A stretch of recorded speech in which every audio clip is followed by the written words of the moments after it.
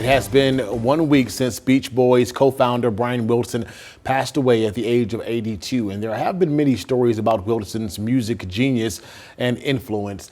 An author and radio show host with Northeast Mississippi ties was a close friend of Wilson's. Allie Martin has more with Dr. Alex-McFarland, who takes us behind the spotlight with some recollections about Brian Wilson's amazing life. Every day, Dr. Alex-McFarland connects with a nationwide radio audience. Exploring the Word, we take your phone calls and questions. McFarland also had a connection with a giant of 20th century American music. McFarland grew up as a fan of the Beach Boys, and when he became a Christian in his early 20s, he began praying for his boyhood idols. And I came across a Bible verse, Psalm 37:4, commit your way to the Lord and He'll give you the desires of your heart. And I said, Lord, my desire, if I could ever get backstage, I want to talk to Brian about Christ. Eventually, McFarland met Jeff Foskett, a member of the band's inner circle, who was known as the vice principal of the Beach Boys.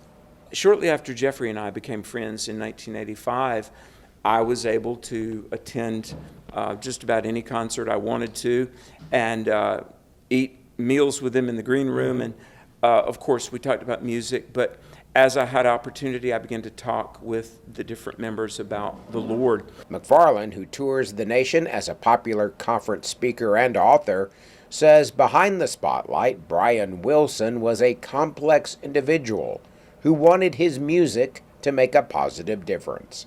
McFarland recalls one instance backstage before a concert. But Brian said, let's go make these people happy for 2 hours. Let's help them for just a little while forget their troubles. Right. And he squeezed my hand. He said, Alex, pray. And to pray over the group. McFarland lives in North Carolina and stayed in touch with Foskett until his passing in 2023. He knew Brian Wilson had been diagnosed with dementia and remembers his first thoughts when he learned his boyhood hero had passed away.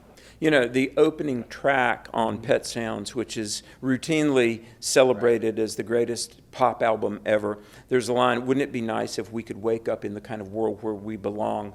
And the song is about the heart cry of lovers since time immemorial. But if I might paraphrase that, I believe July 11, 2025, Brian Wilson did wake up in the kind of world where he belonged, which was heaven. Telling your story in Tupelo, Allie Martin, WCBI News.